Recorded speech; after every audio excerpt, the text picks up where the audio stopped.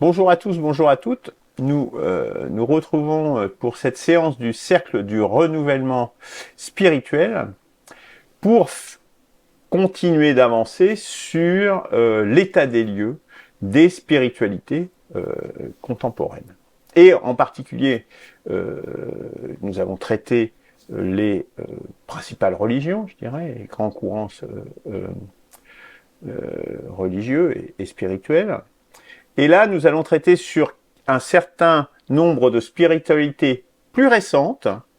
Et aujourd'hui, nous avons traité déjà en 3 émissions de la révélation d'Arès. D'ailleurs, j'invite les auditeurs à aller voir les débats et les échanges qu'il y a sur ces trois pages sur le site. Il y a des commentaires et des débats très intéressants entre les membres du cercle. Donc nous poursuivons sur ces aspects, sous l'angle des différents courants de revitalisation du christianisme, dans lequel je me permets de classer la révélation d'Arès, puisque Jésus-Christ est apparu à Michel Potet. Donc j'aborderai 4 spiritualités: les Mormons, les témoins de Jéhovah, les évangélistes pentecôtistes et le moonisme. Des spiritualités qui ont quand même un impact assez important au niveau mondial et qui sont tout à fait récentes. Pour la plupart, elles ont moins d'1 siècle et demi, voire moins. Donc, je vais commencer par présenter aujourd'hui les Mormons. Suite à ça, je demanderai à mes collègues d'exprimer leurs sentiments, leurs réactions, etc. Peut-être d'apporter des compléments, parce que c'est un survol, là, pour le coup, assez rapide, puisque je vais juste regarder expliquer en 2 mots quelle est leur doctrine, quelle est leur église, c'est-à-dire quel est peut-être l'état de leur église, l'organisation, si on veut, et puis à peu près, voilà, et puis les différentes sources qui m'ont servi, que je mettrai dans les commentaires. J'aurais peut-être une petite question préalable. Oui, vas-y, Christian. Est-ce que tu classes les Amish dans une sous-catégorie des Mormons ou tu ne les traites pas carrément?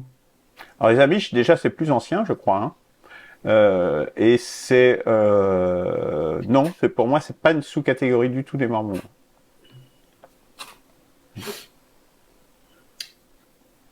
Voilà.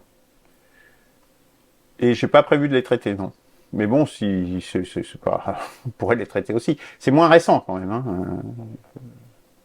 Ça a quand même au moins 3 siècles, je crois.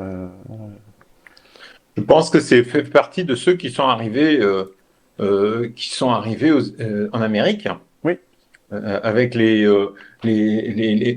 autres sectes qui avaient été expulsées d'Angleterre. c'est ça.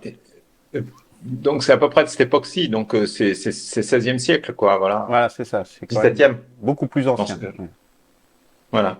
Donc là, c'était plus sur vraiment les choses plus contemporaines, justement, qui, justement, nous, dans notre analyse du renouvellement, dirait, tiens, il y a eu déjà des tentatives de revitalisation du christianisme. Voyons ce qu'il en est advenu dans la période la plus récente. C'est pour ça que je les ai pas retenus.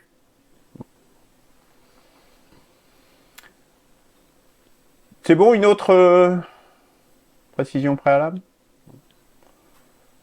Ok, bon, je démarre. Donc, les Mormons. Alors, le vrai nom, le nom, c'est Église de Jésus-Christ des Saints des Derniers Jours. C'est le nom, je dirais, officiel du mouvement mormon. Alors, leur doctrine, en quelques mots, ça va être un survol. Donc, Jésus-Christ est le sauveur du monde. Grâce à lui, nous pouvons retourner vivre avec Dieu. En apprenant à le connaître et en suivant son exemple, nous pouvons découvrir les bénédictions que Dieu a pour nous. Donc là, je cite. Ça, c'est leur doctrine au sens de ce que eux, ils disent eux-mêmes de leur doctrine. leur doctrine repose sur deux livres, la Bible et le livre de Mormon, justement. Alors, le livre de Mormon, parce que la Bible, je dirais que c'est un peu plus connu quand même, le livre de Mormon est l'histoire d'une famille, et donc Léhi, L-E-H-I, est un prophète vivant à Jérusalem. Dieu l'a averti en songe de quitter Jérusalem avec sa famille, parce que la ville sera détruite. Il traverse l'océan jusqu'au continent américain. Donc là, on est dans les époques très anciennes, hein, il y a 2 millénaires. Hein. Donc là, je cite de nouveau ce que c'est que le livre de Mormon. Donc là, je fais une coupure. Donc après sa résurrection, Jésus rend visite au peuple sur le continent américain. Donc au moment de la résurrection de Jésus, hein, il a donc été Jésus a été rendre visite sur le continent américain à son peuple. Il leur enseigne le baptême et le pardon. Il guérit les malades et bénit les enfants. Il établit son église. Contrairement aux habitants de Jérusalem, les gens l'écoutent et ils vivent en paix pendant plusieurs centaines d'années.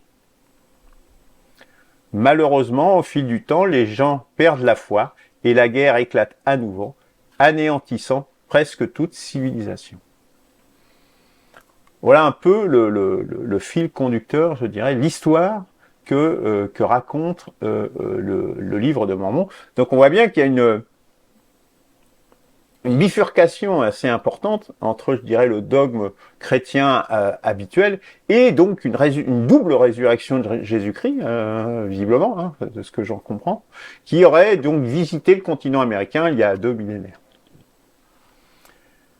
Alors, donc ça, c'est, je dirais, les textes fondateurs, je dirais. Alors effectivement, il traverse la mer pour aller vers le continent américain. Moi, dans une discussion précédente, j'avais conclu que c'était l'Atlantique. Pour moi, ça me semblait évident, mais Eberhard m'avait fait remarquer que pour lui, ce serait plutôt le Pacifique. Mais enfin bon, bref, à la limite. Je ne sais pas si c'est très important. Donc, le but, si là, j'essaye de synthétiser leur doctrine, le but du croyant est de gagner le salut, car l'homme dispose de son libre arbitre. Le diable est un fils de Dieu qui s'est rebellé et il est notre frère à tous comme Jésus.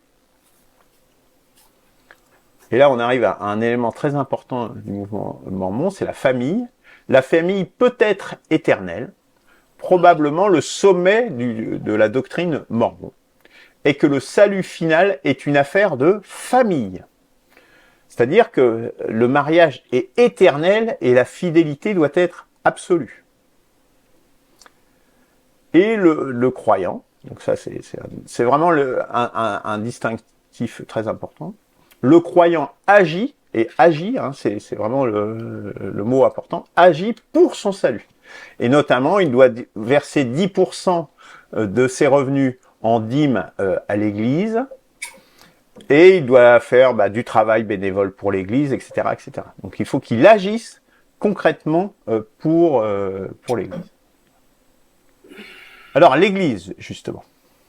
Donc en 1820, Joseph Smith reçoit une vision. Donc ça, c'est aux USA que ça se produit. Hein. Je pense que c'est important de le préciser. Je me permets une petite parenthèse à ce propos, parce que justement, on va voir qu'une bonne partie de ces mouvements naissent aux USA. Je pense que le fait que les USA deviennent la première puissance mondiale en termes économiques n'est pas étranger au fait que ces spiritualités se soient développées dans le monde. Hein. Je pense que ça joue fatalement. Je ferme la parenthèse. Donc en 1820, Joseph Smith reçoit une vision dans laquelle il voit Dieu et Jésus-Christ. Par cette vision, il aurait été révélé que toutes les autres religions étaient dans l'erreur. Donc il a été appelé prophète par Dieu et Jésus-Christ. Sa mission est de restaurer l'évangile de Jésus-Christ. Donc on est bien dans une revitalisation du christianisme. Cette église est dirigée par le Collège des 12, donc Collège des 12, qui est composé de 12 hommes qui sont uniquement cooptés entre eux. Alors, on notera, j'ai pas refait l'histoire de tout le mormonisme, hein, c'est pas notre objet hein, du tout. Hein, donc il y a beaucoup d'angles morts dans ce que je dis là. Juste, je précise une chose parce que souvent c'est présenté. La polygamie a été officiellement abandonnée dans le mouvement mormon en 1889. Donc, ça fait quand même un certain temps.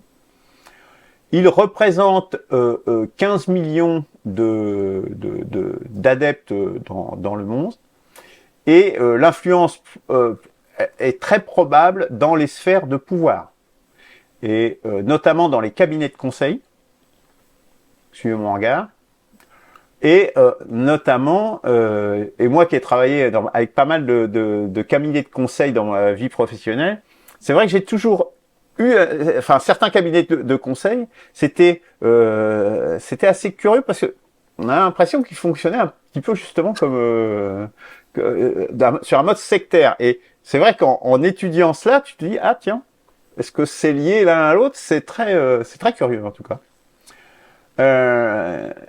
Et Mitt Romney, donc voilà, ça fait partie des réseaux. Hein. Mitt Romney notamment, qui a été candidat républicain à la présidentielle aux USA en 2012, est mormon, c'est officiel. Voilà messieurs, donc je vais mettre maintenant mes sources dans le chat.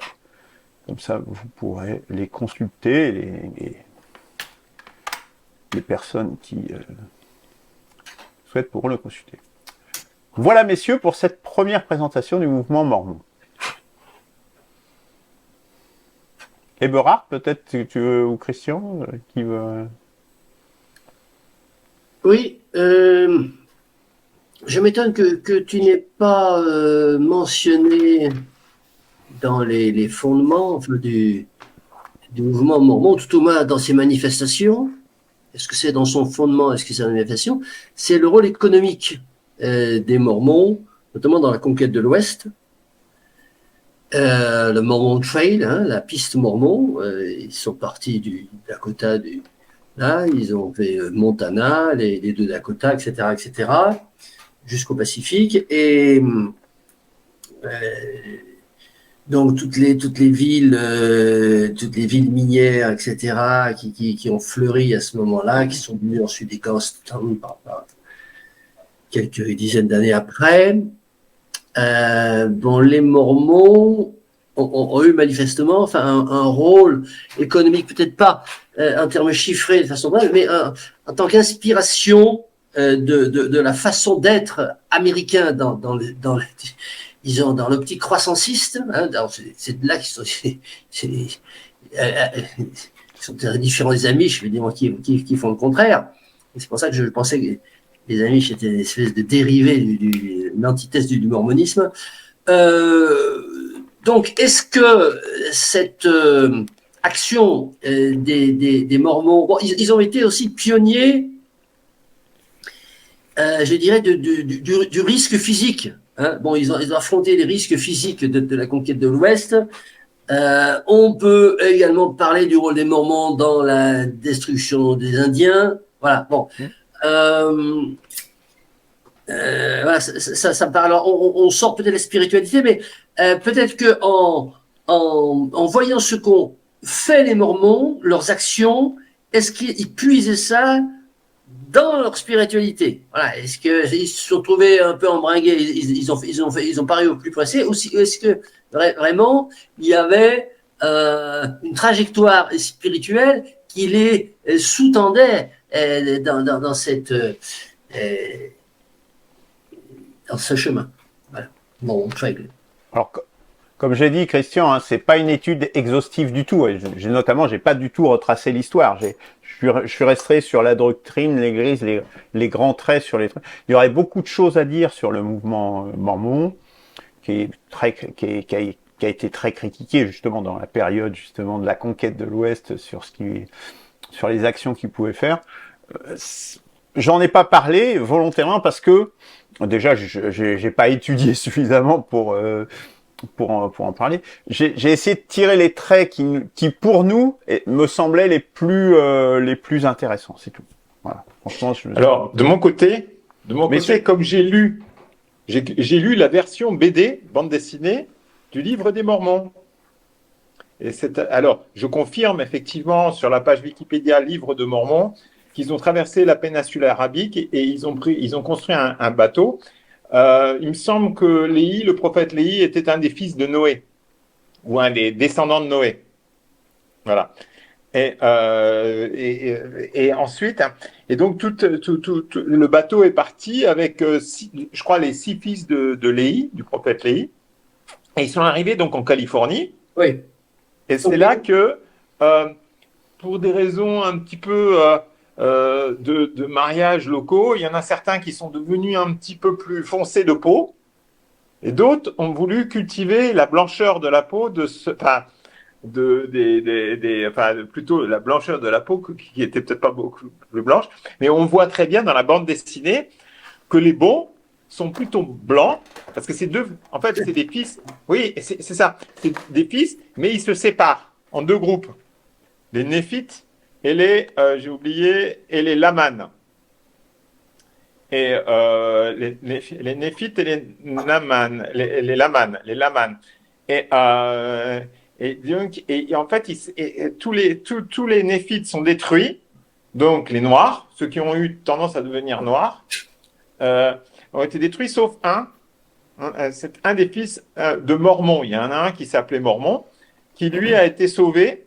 Et en fait, il y a eu une guerre civile entre les 2 descendants de Léhi, en fait. Et c'est les Blancs qui ont gagné. Donc, il y a le côté...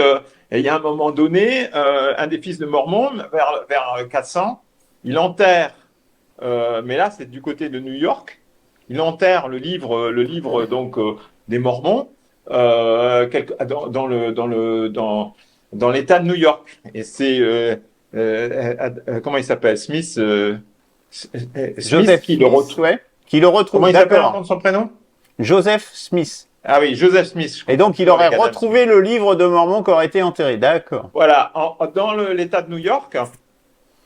Et c'est ceux qui, ensuite, comme ils ont été pas les bienvenus au cours du 19e siècle, au début du 19e siècle, donc ils ont fui et ils ont été plutôt dans l'Utah. Donc, c'est là qu'ils ont, en fait, constitué l'État de l'Utah. Salt Lake City. Ouais, avec Salt Lake City et on avait vraiment, c'est la bande dessinée, pourtant pour des gamins, on voyait vraiment que les méchants, c'est plutôt les qui ont des tendances de couleur noire, et les gentils, c'est dommage, je n'ai pas gardé la BD parce que oui. Mon ex, j'ai eu une copine pendant un moment donné, qui elle était, que les Mormons essayaient d'embrigader chez nous, là, dans notre Tarn. J'aurais aimé remettre la main sur cette BD, où c'était vraiment caractéristique, quoi.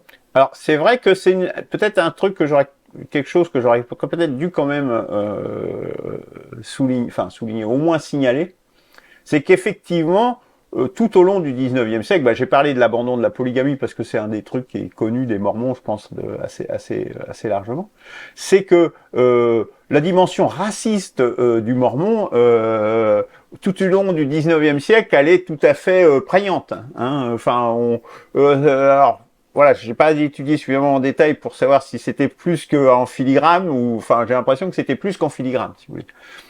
Ce qui, sur la période plus récente, n'est visiblement plus le cas, parce qu'il y a beaucoup de Noirs qui sont mormons aujourd'hui. Donc, ça a évolué aussi.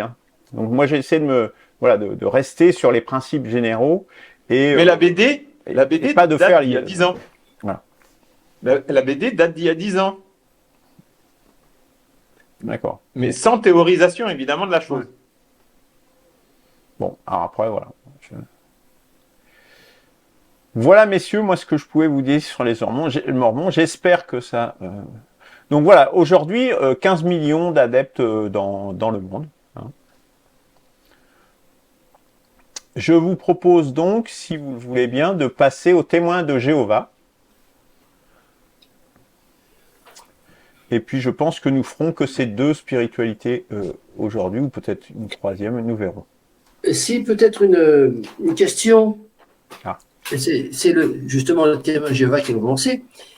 On peut peut-être parler du chiffre d'affaires, chacun de ces spiritualités, parce que, a priori, les plus riches, c'est les témoins de Jéhovah. Ouais, les Mormons, ils ont des sacrées industries, ils ont des usines et tout ça. Attention, hein, ça rigole pas. Hein. Non, mais après, oui, non, mais je veux dire, l'Église en elle-même, la secte en elle-même, le budget, la secte,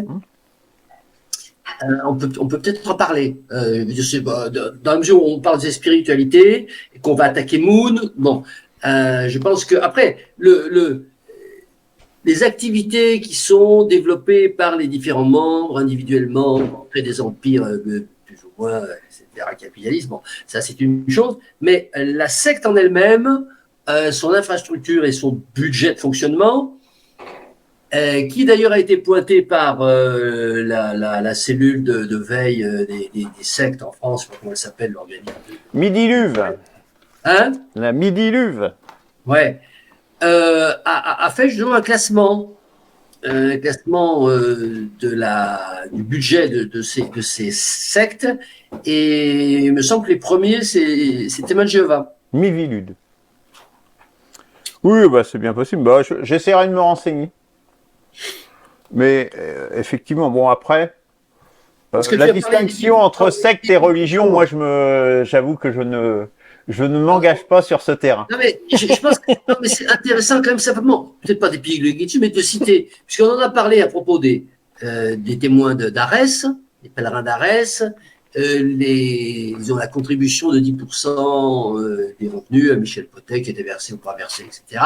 Bon, simplement, pas épiloguer là-dessus outre mesure. Bah là, on a dit c'est 10% des revenus, plus des actions physiques, justement, à travailler dans des centres mormons, etc., etc. Hein.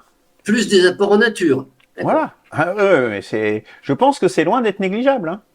Je pense que c'est même dans les enfin on verra avec la secte Moon, ça a des grosses influences politiques. C'est aussi pour ça que j'ai choisi ces mouvements, parce que en fait, ce sont des organes qui ont une puissance tout à fait notable. Hein. Mais j'essaierai de voir les chiffres d'affaires si je vois si je trouve ça. Ok, je peux donc basculer sur les témoins de Jéhovah. Allons-y donc.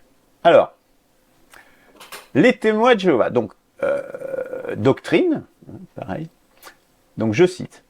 Les témoins de Jéhovah s'efforcent de suivre le christianisme enseigné par Jésus et pratiqué par ses apôtres. Il est le Sauveur et le Fils de Dieu. Toutefois, Jésus-Christ n'est pas le Dieu tout-puissant que le dogme de la Trinité, et donc que le dogme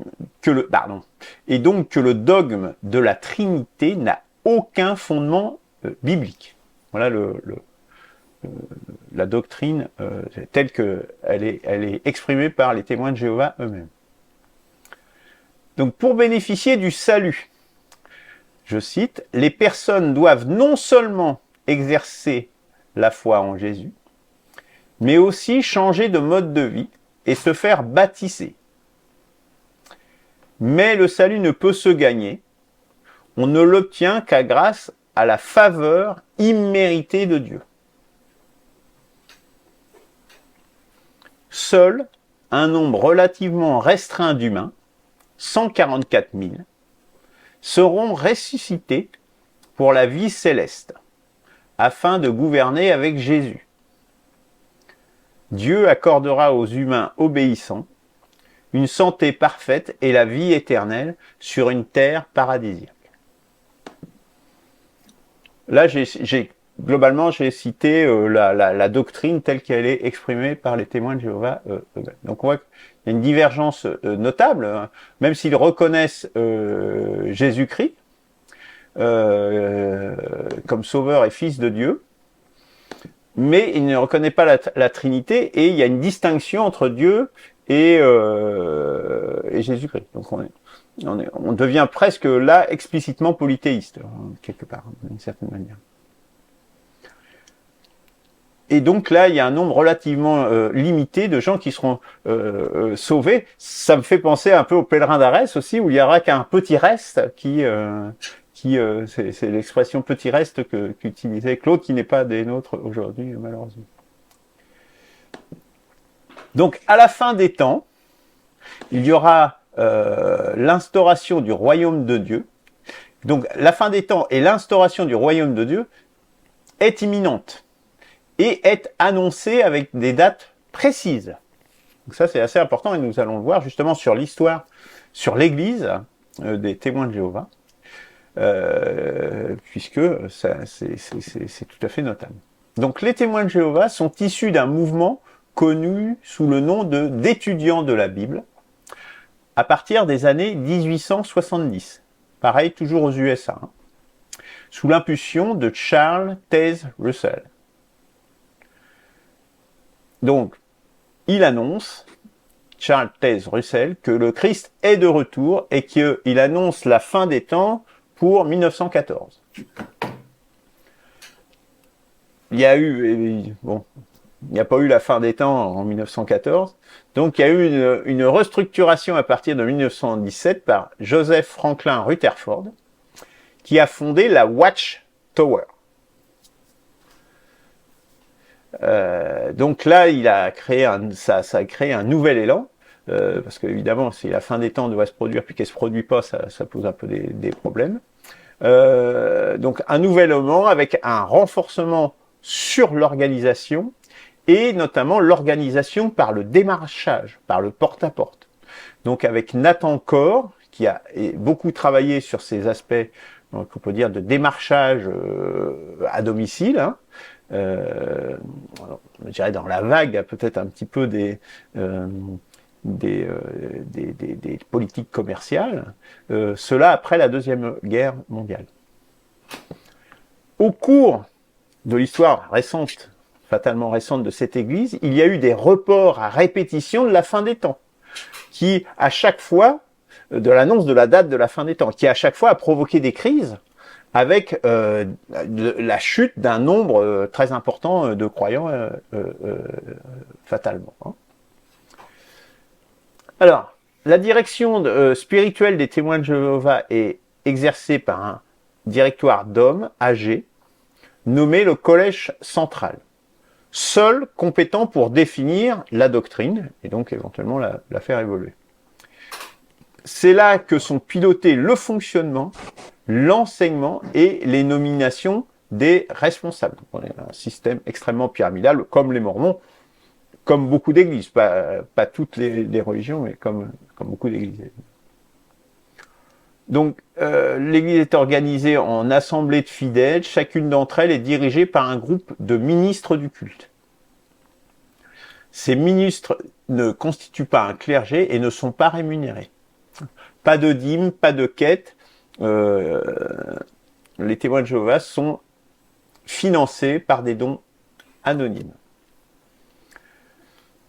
À ce jour, il y aurait 8 millions de témoins de Jéhovah dans le monde. Voilà. Je vous mets donc les sources que j'ai utilisées pour vous faire cette brève présentation et très partielle présentation des témoins de Jéhovah dans le chat et je vous laisse donc réagir et compléter mon propos. Bon, moi, j'ai eu qu'une expérience assez médiocre avec un des témoins de Jéhovah qui a pété un câble, enfin, au sein de même de son institution. Donc, voilà, quoi.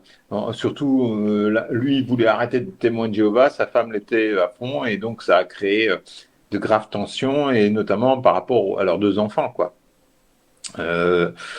Voilà, ça veut dire qu'en fait, ça a l'air d'être très, très, très, disons, accompagné, on pourrait dire, comme mouvement, et très, disons, suivi par ce qu'ils appellent localement, en fait, le prêtre ici, enfin, entre guillemets, eux, ils appellent ça l'ancien.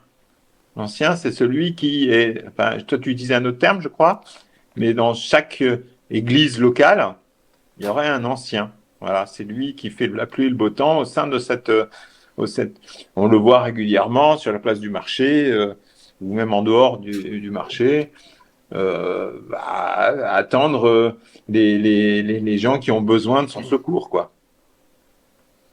Voilà, c'est tout. J'ai employé le terme de ministre du culte parce que je pense qu'il y a une hiérarchie, donc c'est pas forcément. Ouais. Ouais. Et autre chose encore, c'est que j'ai eu quand même un débat aussi un jour avec un des témoins de Jéhovah par écrit, et visiblement, bon, on peut pas avancer comme on pourrait quelquefois avancer avec certains autres, même dans des théologiens ou autres, quoi. Donc, sont très très figés sur ce qui est écrit en quelque sorte, hein. Donc, ou bien on est dedans, ou bien on n'est pas dedans, quoi. Voilà. Bon, moi, je m'inquiète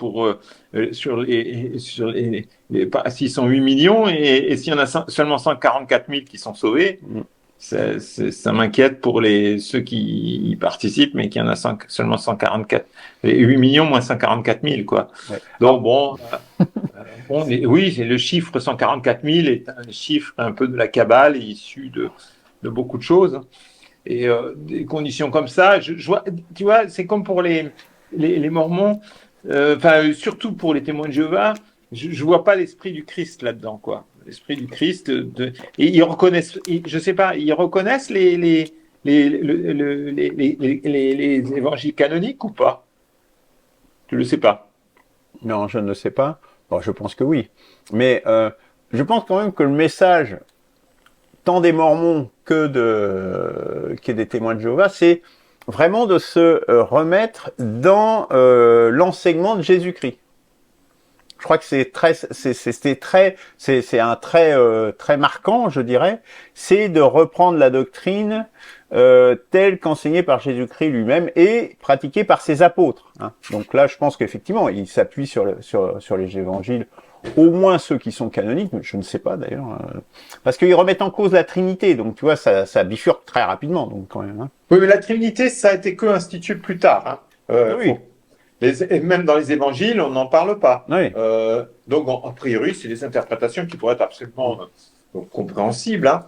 Mais de là à savoir s'ils reconnaissent. Parce qu'en fait, ils ont une tendance, surtout chez les Mormons, puisqu'ils ont réécrit un livre qui s'appelle le Livre des Mormons, dans lequel ils s'appuient surtout pour l'enseignement de Jésus qu'il a fait lors de sa redescente. En fait, Jésus est monté aux cieux, mais il s'est dit, hop, il y a un endroit où je n'ai pas été, il faut absolument que j'y aille. C'est du côté donc de la Californie, ou peut-être pas Californie, mais en Amérique, et il est redescendu en Amérique, et c'est là qu'il a parlé aux Lamanites et aux Néphites. Surtout les Lamanites, puisque les Néphites, il en est resté plus que... Ah non, c'est après, c'est en 400. Oui, c'est après que ça diverge que la guerre... ouais, qu'il y a eu une guerre, ouais. Mais non, mais Jésus a réussi à faire la paix entre les Lamanites et les Néphites. Oui, c'est ça. Le temps qu'il était là, et une fois qu'il est reparti aux cieux, c'est là que la guerre a recommencé. Voilà. Ça, c'est pour les Mormons, les derniers jours, les saints des derniers jours. Mais pour les témoins de Jéhovah, je ne sais pas trop s'ils ont écrit un livre, ils ont écrit un livre particulier par rapport à Jésus ou pas? Je ne sais pas ça. Pas à ma connaissance, hein. Je sais pas, il y a le collège central, hein, qui est seul compétent à définir la doctrine, et la doctrine a changé quand même plusieurs fois, toujours pilotée par la Watchtower, et peut changer la doctrine un petit peu, j'ai l'impression, comme ça leur convient de façon conjoncturelle. Et notamment le problème de la fin des temps, ça c'est un marqueur fort par contre qui distingue peut-être des Mormons, c'est que la fin des temps est proche et même annoncée à des dates précises, donc du coup forcément mais là je crois qu'ils ont quand même abandonné depuis maintenant, je crois que dans les années 60-70. Oui, il y a eu, parce qu'il y a eu une très grosse crise dans les années 70, ou je sais plus si c'était en 72 ou en 70, enfin, il devait y avoir la fin du monde à ce moment-là, et puis là ça n'a pas de nouveau pas eu lieu, et donc du coup je pense qu'ils ont dû faire évoluer la doctrine pour moins s'engager sur une date précise, je pense. Ouais. Oui, 1975, la grosse crise. Voilà. Christian? Oui, je pense que la confrontation, enfin l'étude juxtaposée des Mormons et des témoins de Jéhovah pourrait être l'occasion de définir les contours de de ce qui est une secte, de ce qui est disons un mouvement de spiritualité. Alors,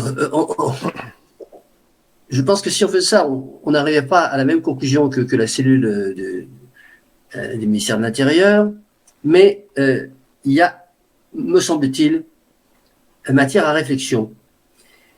Surtout qu'on se donne comme objectif d'étudier la spiritualité, de penser à une spiritualité actuelle, future, de bien distinguer ce qui est spiritualité et ce qui est secte. Et si on prend les Mormons et les témoins de Jéhovah, on a, me semble-t-il, très clairement, d'un côté, une spiritualité, les Mormons, qui s'inscrit dans le mouvement économique, social, politique, et qui, comme l'Église catholique, hein, voilà, a son rôle. Alors, les témoins de Jéhovah sont pour moi une entreprise commerciale dont le support, je dirais, le produit, c'est relatif à Jésus-Christ, à Dieu, à tout ce que vous voulez. Ça explique d'ailleurs, disons, cette histoire de fin du monde et des 140 000 élus. Donc le produit il est très clair. Il va y avoir la fin du monde. Il n'y a que 140 000 personnes qui vont être élues, qui vont survivre. Voilà, il faut que vous achetiez notre produit et puis vous en quelque sorte, vous achetez votre survie. Alors j'en profite pour revenir un peu sur le parallèle, me semble-t-il, un peu intempestif que Luc fait entre les témoins d'Arès, les pèlerins, je ne sais plus là, et puis lorsque Arès parle du petit reste, c'est pas le petit reste qui sont sauvés, ce qu'il a déjà dit une fois. Et je pense que Claude t'avait repris, c'est pas un petit reste qui va être sauvé, c'est un petit reste qui va être la minorité agissante pour faire continuer à promouvoir. Bon. Or, le prosélytisme des témoins de Jéhovah, c'est très clairement pour dire il y a une minorité qui va survivre, tous les autres vont mourir, et donc c'est un argumentaire extrêmement puissant pour faire adhérer, pour faire cracher au bassinet, puisque n'oubliez pas que les témoins de Jéhovah, c'est les plus riches de tous, voilà. Et de ce point de vue-là, ça me paraît être quelque chose d'extrêmement toxique. Les témoins de Jéhovah, je suis, disons, en guerre contre les témoins de Jéhovah depuis que j'ai habité la campagne dans les années 70 et que j'étais démarché toutes les semaines par les témoins de Jéhovah avec lesquels je discutais dans les cours de ma ferme, parce que j'ai fait 15 ans d'exploitant agricole. Voilà. Bon.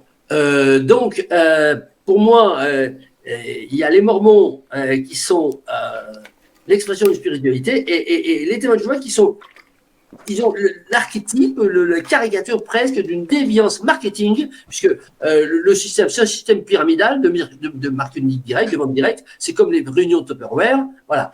Bon, donc, il ne faut pas hésiter, enfin, moi en tout cas, j'hésite pas à bien faire le distinguo. Alors je rejoins Christian parce que j'ai vu vraiment entre les deux groupes que j'ai fréquentés, les Mormons, enfin quelques temps, juste rarement, et les témoins de Jéhovah, on voyait vraiment un côté très sectaire, effectivement, chez les témoins de Jéhovah. Les Mormons, c'est plus cool, quoi. Mais tous les deux, enfin, je pense, tous les deux, mais surtout les témoins de Jéhovah, ça revient, là, je viens de regarder le site Wikipédia sur témoins de Jéhovah, ils s'appuient quand même beaucoup sur l'Ancien Testament. Ils sont très, très vétérotestamentaires. Et d'ailleurs, témoins de Jéhovah. Hein, c'est pas... Et donc, ils reconnaissent le Christ, mais ouais, oui, selon leur interprétation protestantiste. Et de toute façon, le protestantisme a toujours été très vétérotestamentaire, hein, donc relié à l'Ancien Testament. Absolument. Très bien.